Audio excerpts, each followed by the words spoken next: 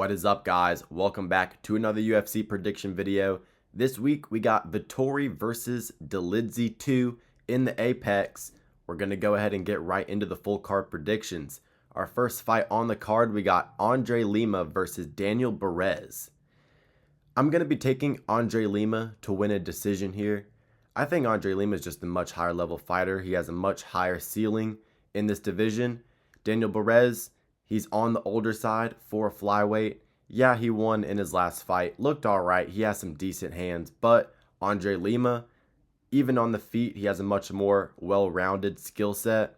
Really good kickboxing. Kind of fights like Pereira.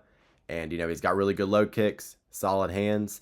In his first two UFC fights, he definitely showed that. He got bit in his first UFC fight, but he was piecing the kid up, Igor Severino. And then in his second UFC fight, he fought Vince Morales. Decent level of competition, 30-27 on the feet, looked solid in that fight. He has a good kicking arsenal, displayed that in that fight. And in his last outing versus Felipe dos Santos, he won that fight by decision as well, implemented the grappling against a dangerous opponent who does have some jiu-jitsu skills. I think he's going to be able to coast to a decision here pretty easily in this fight. So yeah, give me Andre Lima, 30-27 decision. Our next fight on the card, we have Josias Musasa versus Carlos Vera. Carlos Vera coming in off the tough season with McGregor and Chandler. He got smoked by Rinya Nakamura. Didn't get finished, but, just got dominated in that fight. And we've seen that Rinya Nakamura isn't super good. And look, he fought super low level of competition on the Ultimate Fighter anyway. So he's just a really low level guy. He's older as well. Definitely on the older age for the bantamweight division. Josias Musasa. This dude, he comes from Africa. He's got a lot of KO power in his hands. He's a natural athlete, super strong, super explosive, tons of cardio, does not get tired whatsoever. In his Dana White Contender Series this year, in that fight, he was fighting a really good opponent that trains with Merab, a Georgian fighter that was undefeated at the time, and really well-rounded fighter, had some grappling, was a good striker on the feet, and Josias Musasa was able to get the job done, looked impressive in that fight. A very close fight, but Musasa was just, putting in work. And he was just relentlessly getting up from takedowns, applying pressure on the feet, aggressive fighter as well.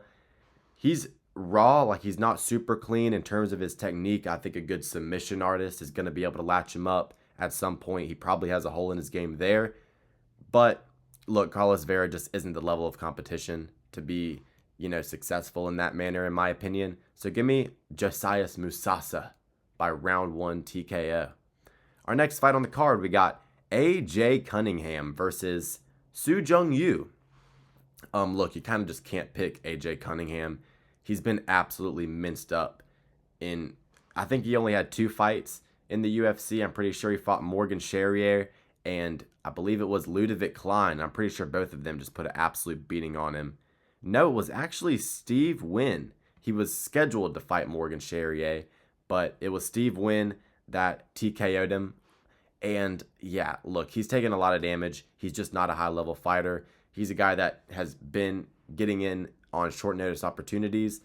We saw what Ludovic Klein did to him. Even though Ludovic Klein's super high level, look, Soo Jung Yoo came in from the road to the UFC. That's not a high level of competition, but look, he's probably just higher level than AJ Cunningham at the end of the day. So give me Soo Jung Yoo to get it done. I'll say he gets it done by decision, and AJ Cunningham is kind of able to tough it out. Our next fight on the card, we have Waldo Cortez Acosta versus Ryan Spann. I don't like picking Ryan Spann. I think he's kind of a shill of a fighter. I think he kind of has Kevin Holland syndrome, where he just loses and acts like he doesn't care, acts like he's trying, but he's really not.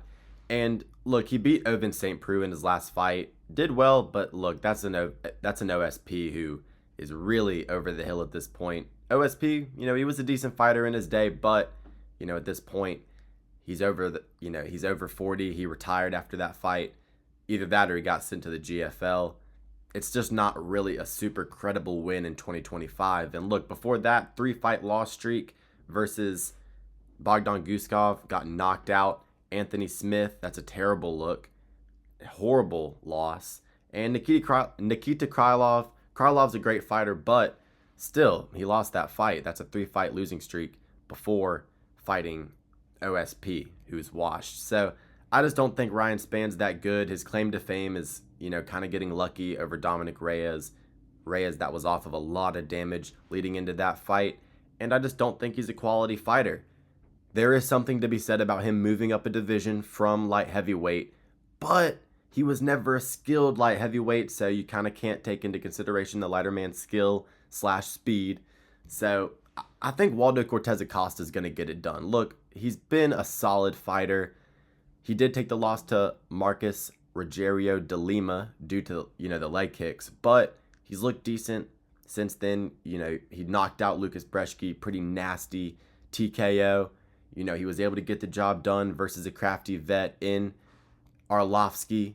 And in his last fight versus Rebeldes de Spain, he was able to go in there, mix in the grappling, show a bit of a better, well-rounded skill set, and he got the job done. He's got a background in boxing, he's got solid hands, and he's just a decent heavyweight. Run-of-the-mill, not super special. He'll never be top 5, but, he's decent.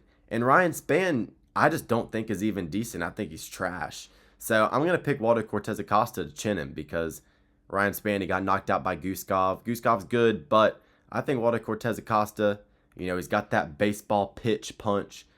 He's, got the background in boxing. He does have some pop in his hands. Ryan Spann, he has been chinned recently, like I said. So, yeah, I'm going to go with Waldo Cortez Acosta to get it done round 2 TKO.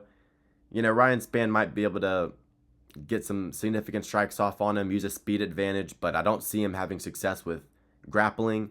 And if they stay on the feet, I think eventually Cortez Acosta can impose his will, get a good shot off, get a TKO. So yeah, that's what we're going to go with. Second round knockout for Salsa Boy. Our next fight on the card, highly anticipated debut for me here. Kevin Vallejos, very impressive prospect.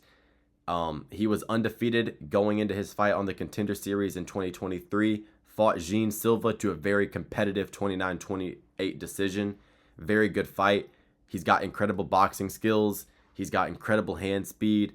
His cage control and aggression is very, very good as well.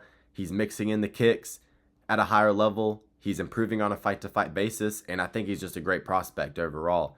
We'll see how his grappling is at a high level, but on the feet, he's like the MMA version of Ryan Garcia. That's what I've always said about him. And look, on his Contender Series fight this year, he went in there against a decent fighter, absolutely mopped the floor with him, just put on a boxing clinic, and I think he does the same here against Seung Woo Choi, who, he's been fucked up before. Literally just looking at his record, a TKO loss to Steve Garcia in his last fight.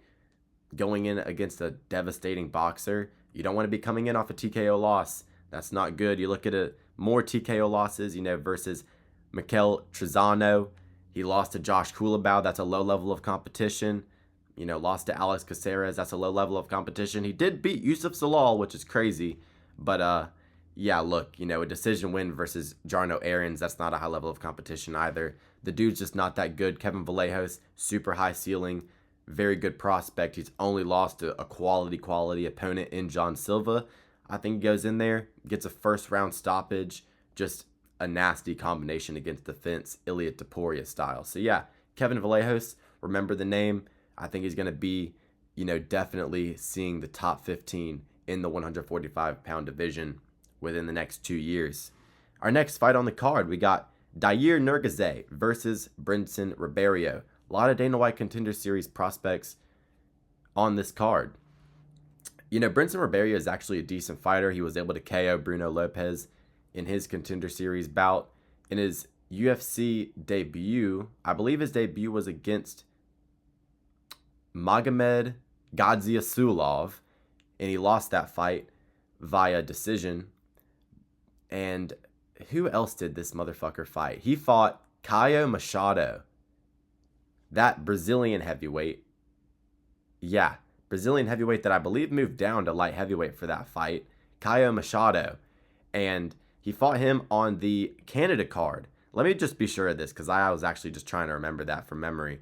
But, yeah, Caio Machado. He also fought Ming Yang Zhang on 298 and got absolutely stiffened, flatlined. I forgot that Zhang beat him. Lost to Gaziasulov by decision as well, and then in his most recent fight, he was able to win a split decision over Kyle Machado in Canada. Look, the dude, he's got powerful punches. He's got good leg kicks. We saw him tear up Gaziasulov's legs in their fight, but he is chinny. He has taken TKO losses in the past. You saw him get knocked out by Zhang, who's a good prospect, but still, nonetheless, took a bad shot there. And also, look, he's kind of just a raw fighter, doesn't really fight with a good game plan. We saw him pull guillotines multiple times versus Gaziasulov. Seems to have low fight IQ. I do think he has a chance here just because Dair Nurgaze, something's off about this dude. Something's off about this guy because in his Dana White Contender Series fight, the entire time, this motherfucker would not stop blinking. Just kept on blinking. Like, both eyes, very exaggerated. It was really weird to see. And I actually had money on him in that fight as a minus 130 favorite over the guy he was fighting. And I was like getting a little bit worried. I was like, what the fuck is wrong with this dude? I had done tape study on him in his previous fights before he fought on the Contender Series. He's decent. He fought in Eagle FC. He can implement some grappling. He does have the ability to kind of lay and prey on guys once he gets a takedown. Decent striking on the feet, just well-rounded kickboxing. Was able to get a head kick TKO in his Dana White Contender Series fight. But like I said, he was blinking the whole time. He was winning on the scorecards, but it was just really weird to see. Something's up with this guy. But I do think he gets the job done here over Brinson Ribeiro. We've seen him TKO'd. Dair Nurgaze does have solid striking on the feet. He's got a good head kick on him. Maybe he sneaks that over the shoulder of Ribeiro. And Ribeiro, we've seen him get taken down, pull guillotines, have low fight IQ when it comes to the grappling. Nurgaze, he can implement it if he needs to in terms of the grappling. So yeah, I'll take him to win this fight by decision here in this one. Damone Blackshear versus Cody Gibson. Interesting one to call because Damone Blackshear, I've never been super high on him. I think he's a good fighter, but I don't think he's like super high level or exceptional.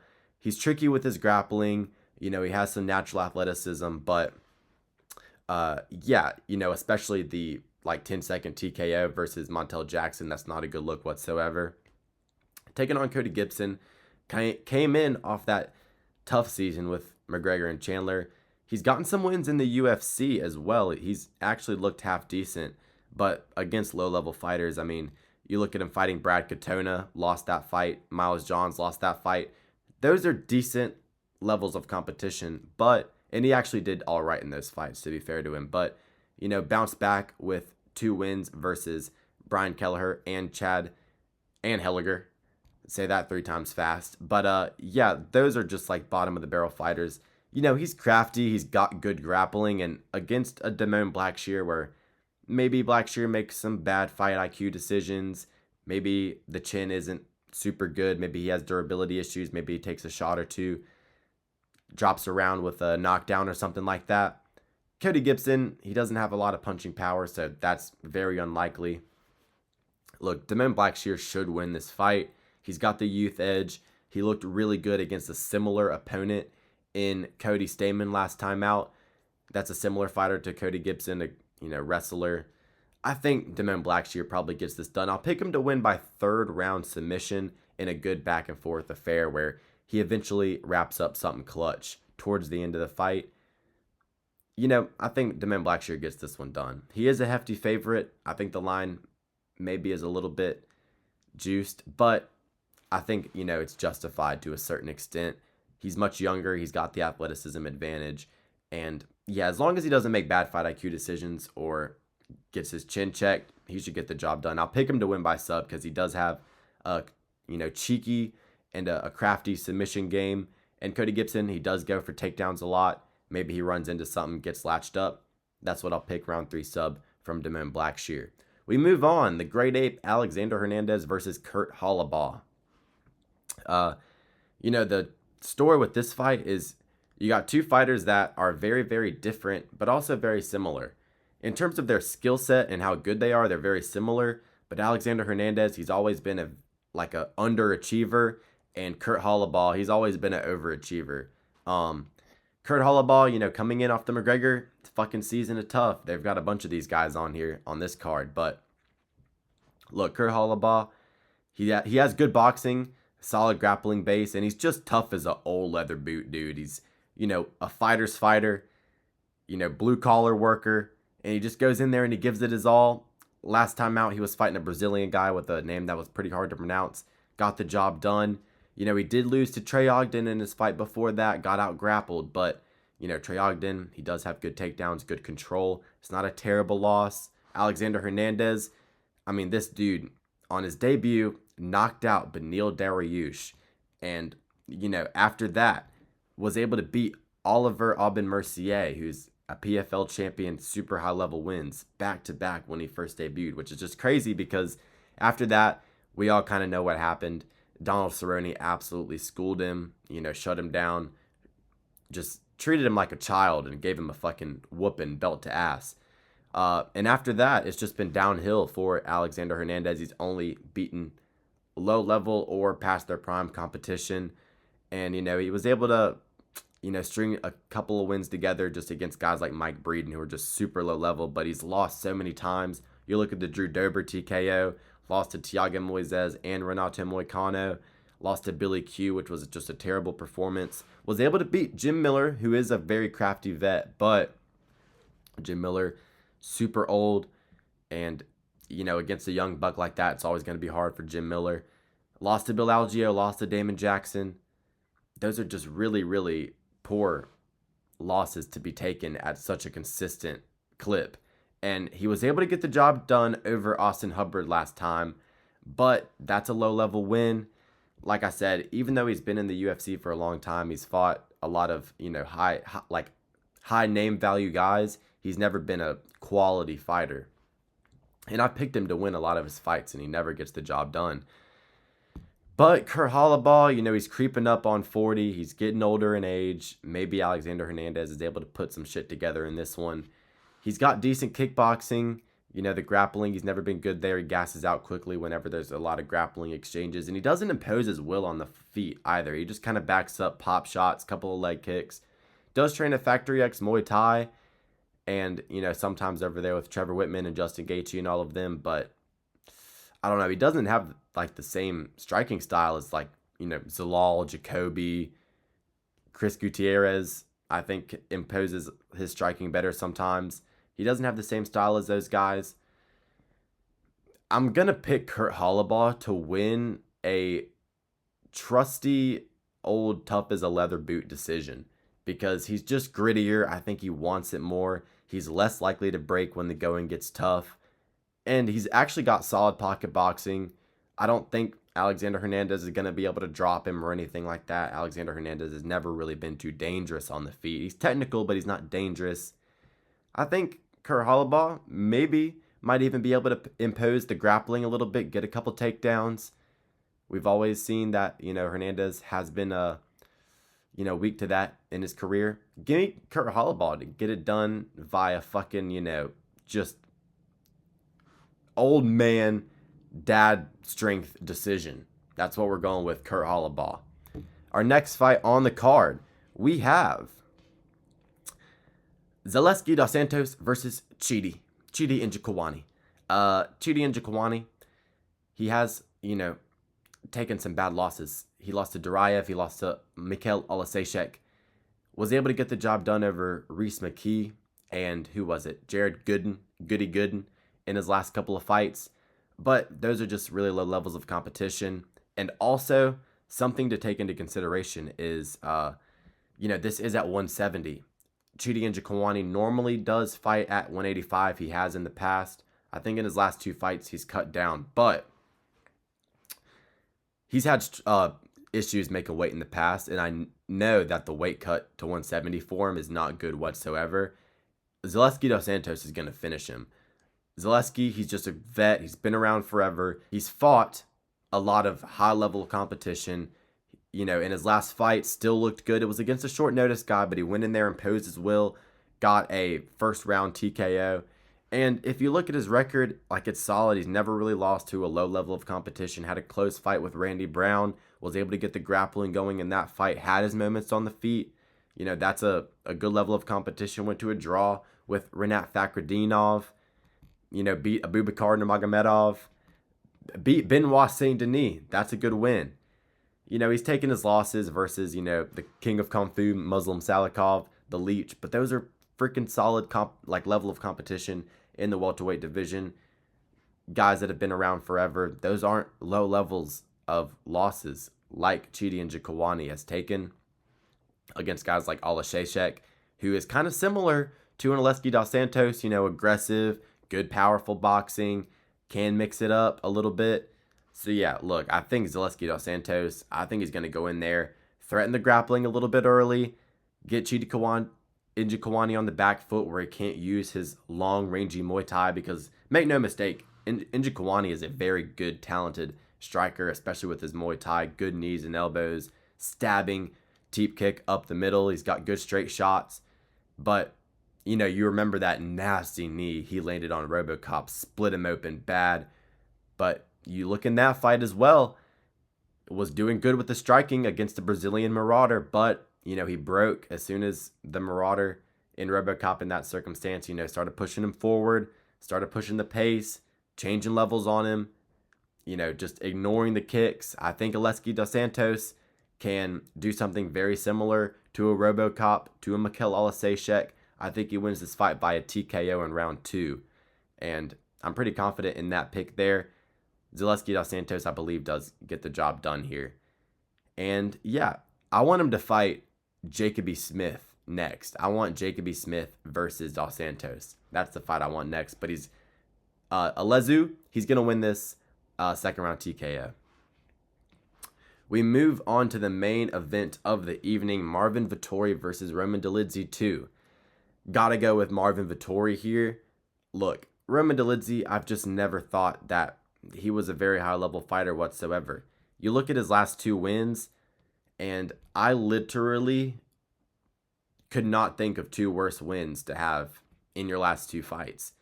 Kevin Holland, should be cut from the sport, disgrace of a fighter. Anthony Smith, completely washed up, mentally broken, CTE-ridden, delusional, just completely past his prime fighter. So you're looking at 2 wins that are just ridiculously low level. Lost to Nasruddin Imavov 50-45, got schooled in that matchup, got dropped in that matchup as well, and lost to Marvin Vettori in the fight before that. And you also got to take into consideration the fact that in rematches, especially at middleweight too, the guy who won the first fight normally wins the second. You look at Izzy versus Robert Whittaker. You look at Dricus du Plessis and Sean Strickland. You look at John Jones, DC. You look at Islam, Volk. Most of the time, whoever won the first fight is going to win the second fight.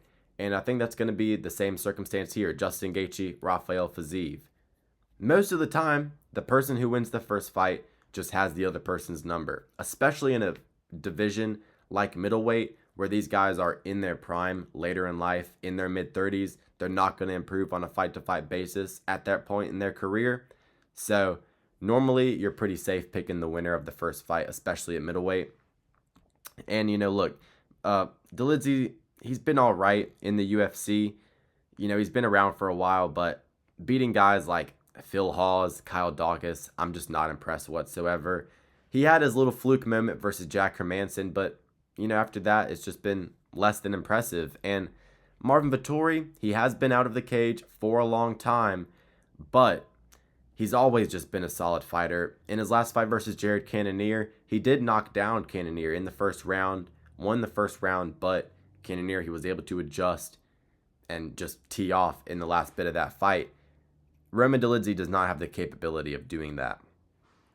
And look, he lost to Robert Whittaker, he lost to Izzy, but other than that, he's basically beaten all of the mid-tier guys that he's fought, like a Roman Dolidze. He's only lost to solid competition in, his relevant career. You look at the win versus Jack Hermanson, dropped him in the first round, first or second, was able to win that fight over the course of 5 rounds in a main event. That looked good. He was able to beat Kevin Holland in 2021 when he wasn't a complete can over the course of 5 rounds, which looks good. He was able to beat Costa over the course of 5 rounds. So he's just been in this position multiple times, and he's been proven to be able to go 5 hard rounds his whole career, basically. I don't think the time off is going to affect him here. And, in his last win, it was over Roman Dolidze. So a stubborn, hard-headed guy like Marvin Vettori, I'm pretty confident that he's going to be, really sure of himself going into this fight here. And I think he's going to win a 50-45 decision. I think he's going to come back with a vengeance. We all know Angry Marvin.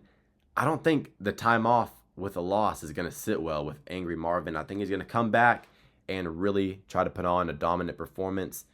Dolidze's never been knocked out, so I do think it's going to be a decision. But look, all Dolidze really has is a couple of fluke submissions or positions on the ground, and literally this on the feet. He has no technicality with his striking whatsoever. We call him mediocre Marvin because he's not really exceptional anywhere, Marvin Vettori, but he is technical. He is, smart on the ground for the most part. He's, adequate with his grappling. He has good wrestling and control. He's hard-headed enough for me to trust in him not to tap to a submission, like if he falls into a triangle or something like that. I really don't think a guillotine, a triangle, something like that is going to work on a guy as hard-headed as Marvin Vettori. So I think Marvin Vettori, he's just going to be the more technical fighter for 5 rounds and win on the cards. With his striking, he's decent, lands decent straight shots. He has volume. He's got a nice low kick on him. He implements the kicks pretty decent with his round kicks. And, he's mediocre, but you can trust him to be mediocre and not bad. So just with that, I think he's able to beat Roman Dolidze here over the course of 5 rounds, 50-45. And yeah, that's going to be all she wrote. If you guys enjoyed the video, like and subscribe, leave a comment if you agree or disagree with any of my picks, and have a great rest of your day.